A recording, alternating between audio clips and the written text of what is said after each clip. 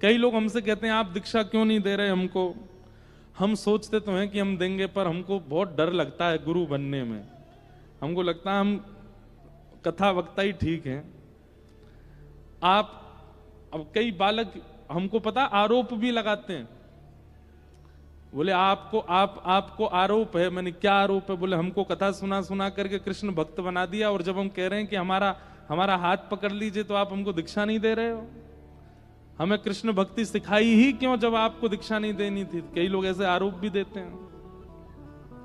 हमारे पूज्य पिताजी महाराज तो कई बार नाराज हो जाते हैं हमसे, परंपरा क्यों नहीं संभाल रहे हो। पर हम ऐसा नहीं है कि हम नहीं करेंगे, पर अभी हमको अपने मन से तो भाव आवे, हमारे लाल जी आज्ञा तो करें।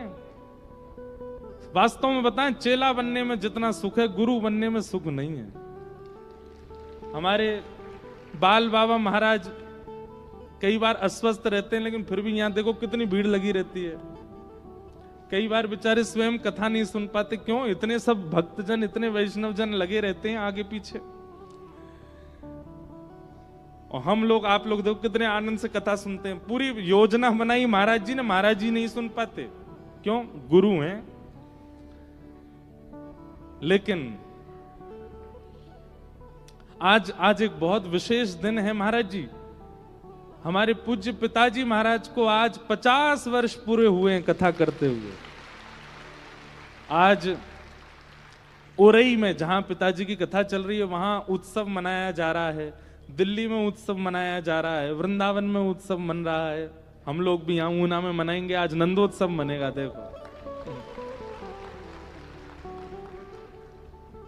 एकमात्र ऐसे भागवत के वक्ता हैं जिन्होंने कई वक्ताओं को 50-60 वर्ष हो चुके हैं, पर एकमात्र ऐसे वक्ता हैं जिन्होंने 50 वर्षों में इतनी कथाएं कर ली।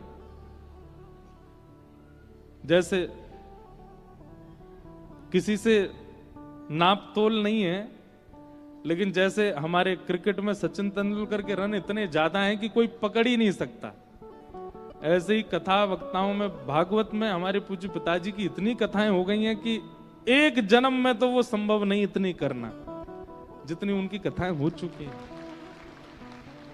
तो आज इस प्रांगण को भी कई बार पिताजी की वाणी का लाभ मिला है, और हमें पिताजी महाराज बताते हैं कि उन्होंने उस वाले पीछे वाले प्रांगण में भी कथा की है, वहां भी कथा की, यहां भी की, बहुत वर्षों से।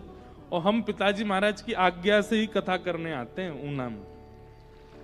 हमारे महाराज जी से बहुत स्नेह है पूज्य पिताजी का। आज उनके 50 वर्ष बहुत होते हैं, या कई लोगों की तो उम्र नहीं है। हमारी खुद की अभी कितनी कम उम्र है, सोच करके हमको लगता है कि हमको 9 वर्ष हुए अभी कथा करते हुए, पिताजी को 50 वर्ष हो गए।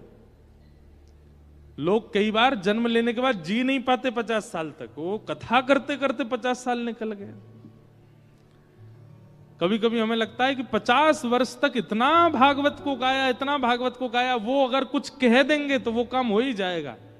हम तो अपने पिताजी से एक ही बात कहते हैं कि पिताजी आप बस एक ही बात कह दिया करो, मैं सदा गिरधर को, गिरधर सदा मेरे, बस मैं आप कह देंगे तो हो जाएगा। ऐसे पूज्य गुरुदेव भगवान को आज 50 वर्ष कथा करते हुए हैं। हमारे पूज्य बाल बाबा महाराज और समस्त ऊना वासियों की ओर से और यहाँ के सब भक्तों की ओर से पूज्य गुरुदेव भगवान को बधाई हो। ऐसी रूखी बधाई नहीं चाहिए, जोर की दो, बधाई हो, बधाई हो, बधाई हो। तो आपके निष्ठा में, आपके संकल्प में, आपके चिंतन में प्रगाढ़ता हो तो गुरु चाहे कहीं हो प्रकट हो जाएंगे सामने, चिंतन में प्रकट हो जाएंगे, स्वप्न में प्रकट हो जाएंगे। ये शाम संस्मरणात् पुंसा।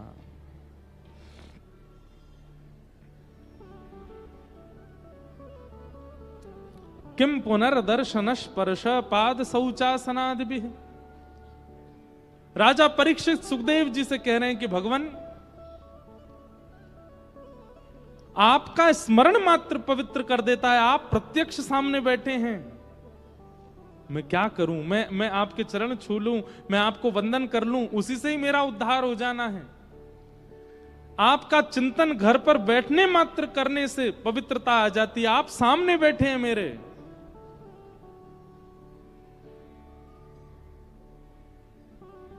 तुम सामने हो मेरे, किस बात की कमी है। तुम सामने हो मेरे, किस बात की कमी है। किसी और वस्तु की अब परवाह भी नहीं है।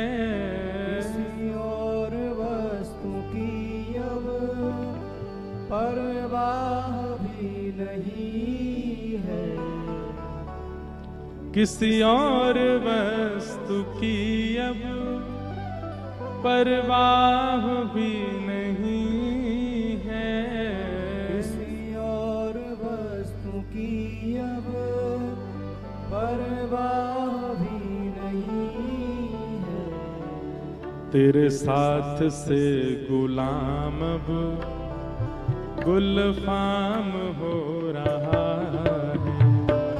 तेरे साथ से गुलाम गुलफाम हो रहा है।